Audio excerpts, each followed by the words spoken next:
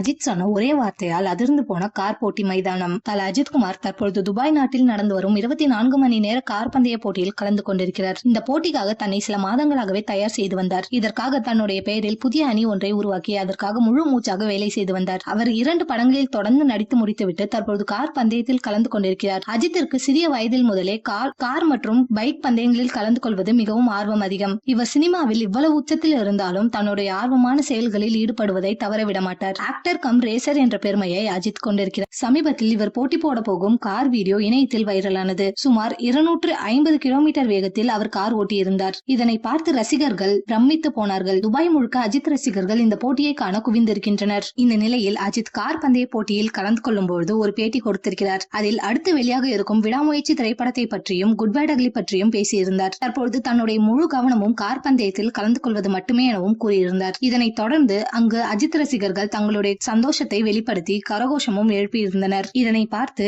என்னுடைய அளவு கடந்த அன்பு அவர்கள் மீதுதான் என ரசிகர்களை பார்த்து கூறினார். இதனை கேட்டதும் அங்கிருந்த கார் போட்டி மைதானமே அதிர்ந்து போனது. அஜித் நீண்ட வருடங்களுக்கு பிறகு பேட்டி கொடுத்திருப்பதால் இணையதளம் முழுக்க வைரலாகி வருகிறது.